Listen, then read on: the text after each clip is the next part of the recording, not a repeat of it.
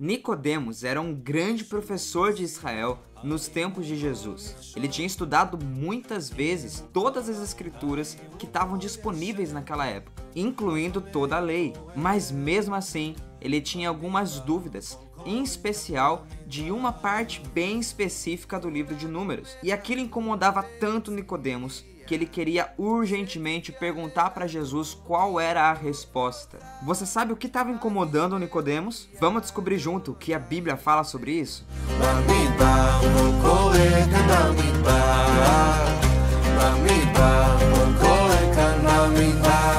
Fala pessoal, bem-vindo a mais um episódio da série No Deserto. Esse é o 6º pedaço do livro de Números e se chama Estatuto. Bem no começo dessa passagem, Deus fala com Moisés dizendo: esse é o estatuto da lei. E essa é uma das frases mais marcantes de todo esse livro, chamado No Deserto. Porque quando uma autoridade fala assim, essa é a regra, esse é o estatuto, é desse jeito que as coisas funcionam, então a gente tem que prestar atenção, ficar muito atento com o que ele vai falar.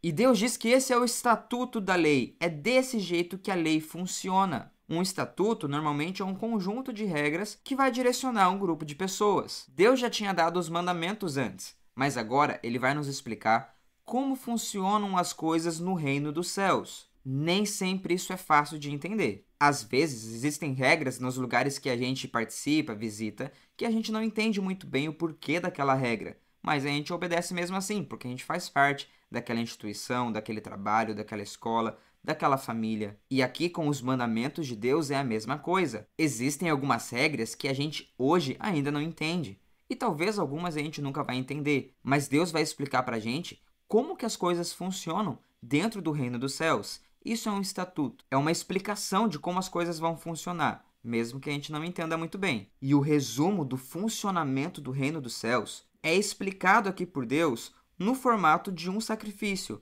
que era o da bezerra ou da novilha vermelha. Uma vaca jovem vermelha. Vermelha, gente, com todos os fiozinhos vermelhos. Não podia ter um fio preto, não podia ter um fio marrom ou branco. Todos os pelos, toda a pele, todo esse bichinho devia ser vermelho. E isso já é muito raro, é difícil de encontrar, não tem muito. E o que deveria ser feito? Essa novilha, essa vaca jovem, deveria ser queimada junto com pau de cedro, isopo e carmesim. E quando queimasse tudo isso, a cinza que ia sobrar ia ser misturada com água. E essa água era chamada água da separação, para poder limpar, purificar uma pessoa que entrou em contato com a morte, com alguém morto ou com alguma coisa morta e tinha ficado impuro, sujo por causa disso. Quando a gente lê essa passagem, a gente até entende o porquê da água, que vai nos limpar, vai nos lavar. Se a gente está sujo, a gente toma ali um banho, lava a parte que tem que lavar e vai ficar limpo de volta, tranquilo. Mas o que é que está acontecendo com essa novilha vermelha, o pau de cedro, o isopo, que é aquela planta, né, que é usada como um pincel,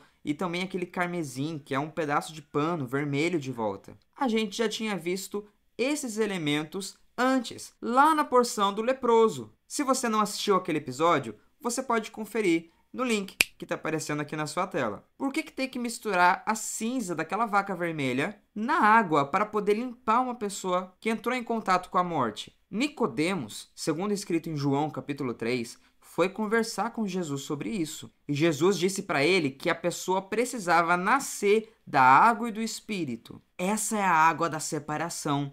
Jesus estava explicando que esse sacrifício era um exemplo, uma história para poder ilustrar, desenhar o sacrifício que ele mesmo ia fazer. Ele representava esse animal, essa novilha vermelha. O pau de cedro representa a própria cruz. O isopo é aquele isopo que foi levado até a boca de Jesus com vinagre e que era usado para poder espalhar o sangue na porta. E o carmesim é o tecido vermelho que representa o sangue de Jesus e também o tecido que colocaram nas costas dele durante a crucificação. Quando a gente pega o sacrifício de Jesus e mistura na água do Espírito, isso, Jesus, pode nos limpar, nos separar de toda a morte espiritual que está dentro da gente. Essa água é a água do batismo. O batismo em Jesus, que nos limpa da morte, que leva a morte embora. É assim que as coisas funcionam no reino dos céus. Somente Jesus pode nos limpar, nos lavar de todo o contato que a gente teve com a morte, com o pecado, na conversa com Nicodemos, Jesus continua explicando que o Filho do Homem, que era ele, deveria ser levantado da terra. Isso ia acontecer quando ele tivesse crucificado e todas as pessoas estiverem olhando para ele. E Jesus falou que isso ia ser igual tinha acontecido no deserto antes, quando Moisés levantou uma haste, uma vara, com uma cobra de bronze metálica ali em cima, para que todo aquele que nele crê não pereça, mas tenha vida eterna. Mais uma vez, esses dois, Jesus e o Nicodemos, estão conversando sobre esse pedaço do livro de Números. No deserto, depois de mais uma revolta que o povo estava fazendo por estar reclamando contra Deus, surgiu mais uma praga no meio deles, e dessa vez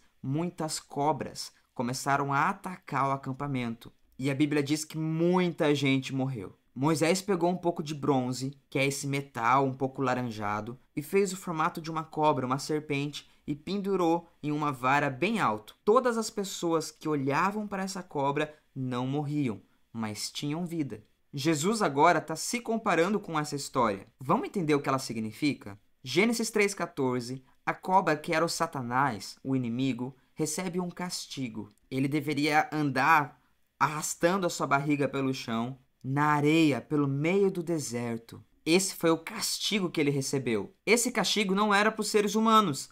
Esse era o castigo do Satanás. Só que quando a gente peca, a gente fica do lado de Satanás. Então a gente começa a receber o castigo que era para ele. E a gente começa a ficar parecido, então, com o castigo da serpente. O povo estava no deserto de passagem, mas nessa história eles estavam reclamando que eles não tinham mais pão, água, eles não tinham mais alimento, que a barriga deles estava como se estivesse se arrastando pelo deserto, como se eles mesmos fossem essa cobra. De Êxodo 38, a gente sabe que o bronze era um material usado para fazer espelhos naquela época, porque dava para polir, dava para deixar bem bonitinho e refletia uma imagem.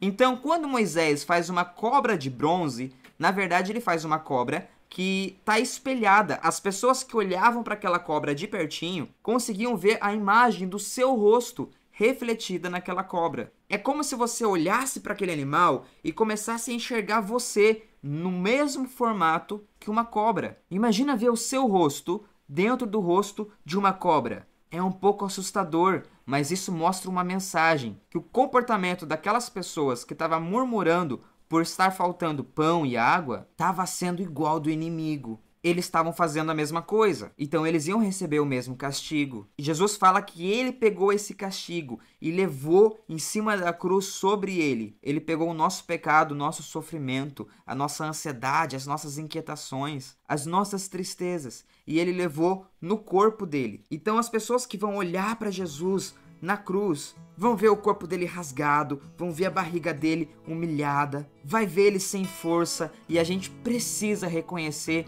que aquilo é um espelho. Deveria ter sido nós. Aquele ali era o meu sofrimento. O que Jesus passou era a minha tristeza. Aquilo ali que a gente está vendo é exatamente a nossa ansiedade, a nossa perturbação. Aquilo ali é o nosso pecado. Você já experimentou alguma vez a consequência do pecado em você? Aquela tristeza com causa, a angústia por causa do pecado, a maldição do pecado. É isso que a gente precisa reconhecer quando a gente olha o sacrifício de Jesus. É assim que funciona o reino dos céus. Jesus nos substituiu.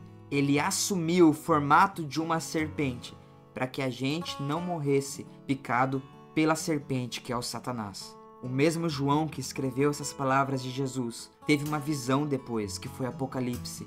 E já no primeiro capítulo, quando ele encontra Jesus, ele vê que os pés de Jesus são como bronze, são espelhados. E agora, quando ele estava prostrado diante de Jesus, ele conseguia enxergar a imagem do rosto dele, o rosto de João, refletida nos pés de Jesus. A nossa geração é feita à semelhança dos pés de Jesus. Nós somos esse calcanhar que foi ferido, mas a serpente que o feriu vai ser esmagada pelos pés de Jesus, que são de bronze. Você pode reassistir esse episódio voltando, pausando. fazendo suas anotações para absorver todas as referências ao longo da Bíblia que estão conectadas com essa história e que vão fazer sentido e vão te ajudar a explicar o restante do funcionamento do reino dos céus que está registrado aqui pra gente. Essa é uma porção que vale a pena você estudar, porque a partir de agora que a gente sabe como as coisas estão funcionando, vai vir muita profecia por aí. Mas antes da gente ir pra lá, se você gosta desse conteúdo, deixa o seu like e ativa o sininho se inscrevendo aqui no canal para poder receber sempre os estudos novos que forem sendo postados. Que Deus abençoe a sua casa, tire todo o veneno de cobra e todo o contato com a morte que você já possa ter enfrentado e te dê Shalom.